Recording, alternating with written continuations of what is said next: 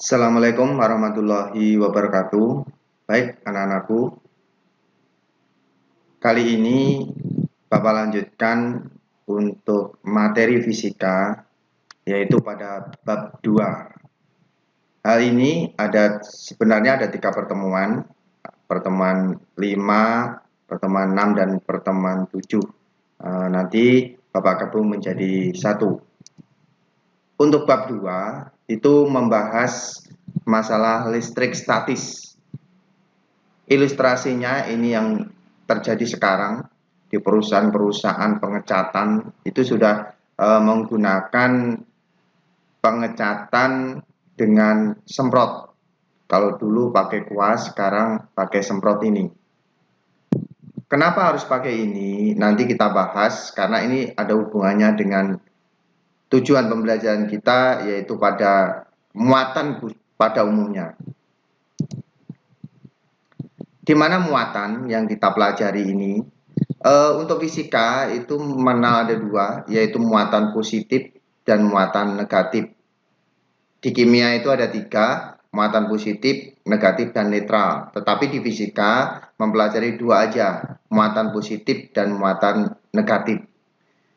Dari 2 muatan ini, oleh Coulomb itu dipelajari bahwa apabila 2 buah muatan itu didekatkan, baik itu sama atau tidak sama, maka akan terjadi interaksi. Interaksinya itu bisa saling tarik-menarik ini, atau bisa saling tolak-menolak.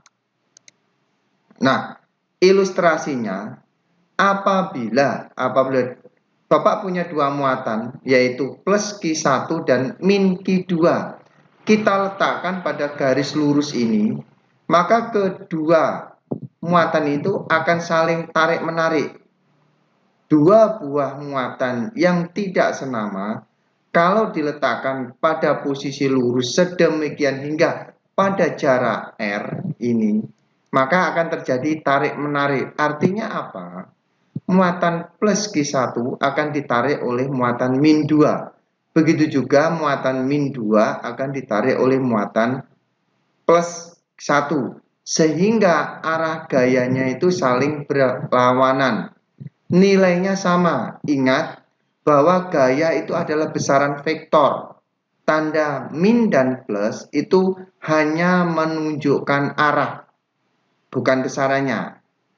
Nah, berapa sih nilainya gaya yang ada pada min Q2 dan yang ada pada plus Q1? Nilainya sama, yaitu F.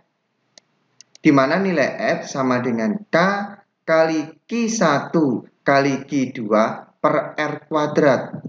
F itu gaya tarik atau tolak, satuannya Newton. K itu konstanta, satuannya Newton meter kuadrat per kolom kuadrat. Q1 dan Q2 adalah muatan, satuannya kolom. R itu jarak. Dengan catatan, setelah nanti dari soal ini masuk ke sini, masuk ke persamaan gaya, tanda min dan plusnya muatan itu nggak usah ditulis di sini. Semua itu bermuatan positif kalau sudah masuk ke sini. Artinya apa? Nilai gaya oleh Q2 dan oleh Q1 itu sama, hanya arahnya aja yang berbeda. Bagaimana jika nanti sama? Boleh min-min, boleh plus-plus. Ini Bapak ilustrasikan plus semuanya. Maka kedua muatan itu gayanya itu saling menjauhi. Artinya apa? Plus Q1 akan ditolak oleh plus Q2. Begitu juga dengan plus Q2 ditolak oleh plus Q1 pada jarak R ini. Kalau itu diletakkan pada suatu ruang, maka nilai K merupakan harga tergantung daripada ruangan tersebut, atau yang disebut dengan ukuran hambatan atau permitivitas. Nilai K pada umumnya itu pakai ini, 9 kali 10 pangkat 9. Akan tetapi jika muatan itu kita letakkan pada suatu tempat yang mempunyai hambatan ukur yang berbeda atau permitivitas berbeda, maka nilai K-nya tidak boleh 9 kali 10 pangkat 9, tetapi ini nilai K-nya. Nilai K didapat dulu dari 1/4 pi epsilon 0. Nah, epsilon 0-nya nilainya 8,85 kali 10 pangkat min 12. Demikian yang bisa saya sajikan. Assalamualaikum warahmatullahi wabarakatuh. Assalamualaikum warahmatullahi wabarakatuh. Baik anak-anakku, kita ketemu lagi pada tatap muka ke-6 masalah medan listrik. Kalau kemarin kita membahas gaya kolom. Apa itu medan? Medan itu adalah daerah. Daerah yang masih bisa dipengaruhi. Kalau kita bicara muatan, siapa yang mempengaruhi? Muatan. Kemarin sudah kita pelajari, muatan itu ada dua, yaitu muatan positif dan muatan negatif. Nah, kemana arah medan listriknya? Pada muatan negatif, arah medannya itu menuju muatan. Tetapi kalau muatannya positif, arah medannya keluar. Seandainya ini muatannya positif, ada sebuah titik ada di sini, maka titik ini akan ditolak, seolah-olah itu diusir, itu ditolak menjauh.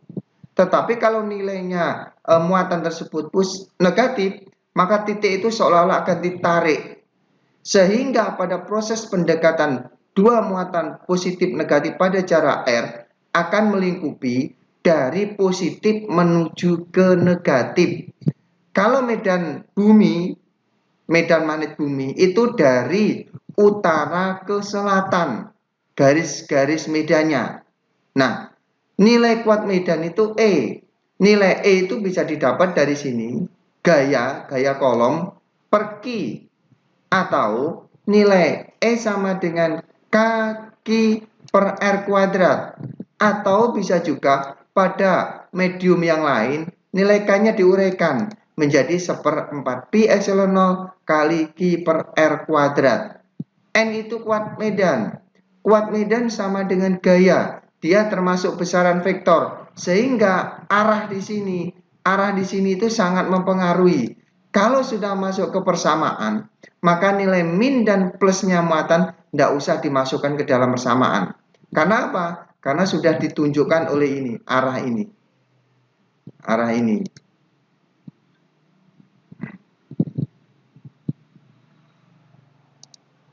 Nah, sekarang bagaimana pengaruhnya? Seandainya kalau tadi ada muatan plus, suatu titik itu akan ditolak. Ditolak dari jarak R1 ke R2 atau titik P menjadi P aksen. Maka diperlukan usaha untuk memindahkan ini. Usaha yang untuk memindahkan ini itu sama dengan perubahan energi potensial. Ingat, energi potensial adalah energi yang dipunyai benda dalam keadaan diam, belum bergerak. Sehingga berapa nilai energi potensialnya? Energi potensialnya itu sama dengan potensial listrik. Nilainya sama dengan kaki ini, 1/R2 min 1/R1. Sehingga usaha untuk memindahkan dari posisi R1 ke R2, maka perlu ini. W sama dengan delta P. Baik, terima kasih. Ini yang bisa saya sajikan. Assalamualaikum warahmatullahi wabarakatuh.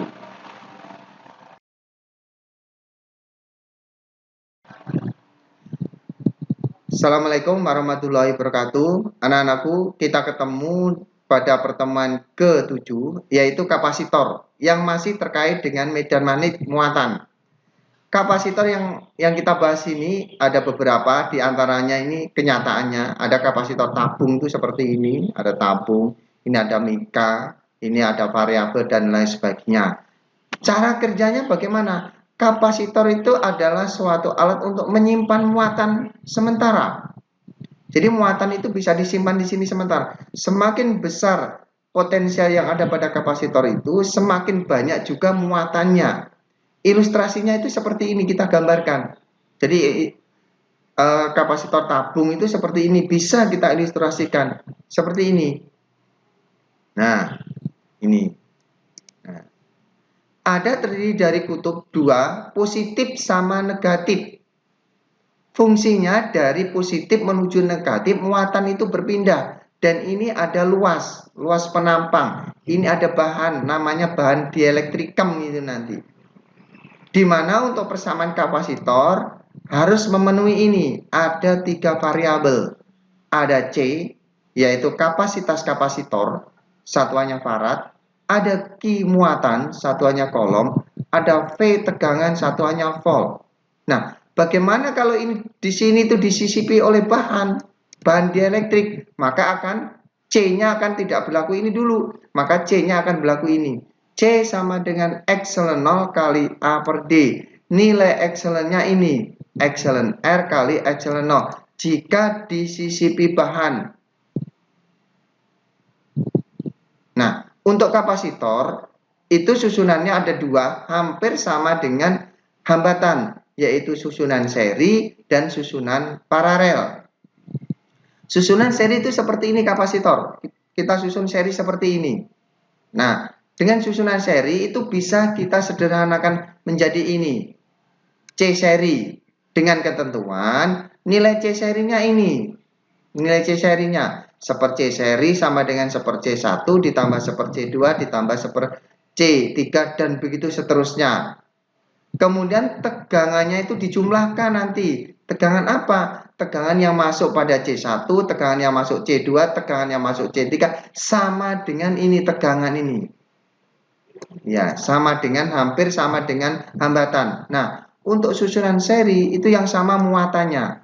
Jadi muatan pada C1 sama dengan muatan pada C2 sama dengan muatan pada C3. Kemudian tegangan dijumlahkan sama dengan ini. Kemudian kapasitornya di seri pakai seper. Nah, berbeda dengan susunan paralel. Susunan paralel seperti ini. Susunan paralel bisa diganti 1 C paralel seperti ini. Dengan ketentuan untuk paralel itu yang sama V-nya. Q-nya ditambah, kemudian C-nya ditambah. Nah, jadi kalau disusun paralel semakin besar, tegangannya tetap sama. Nah, kemudian dengan adanya kapasitor macamnya banyak sekali. Yang pertama kita bahas 2 aja, kapasitor bola dan kapasitor silinder. Kapasitor bola itu seperti ini. Nah, ini silinder. Dengan ketentuan kalau bola nilai kapasitasnya ini. Nah, kemudian untuk silinder seperti ini, nilai kapasitasnya ini.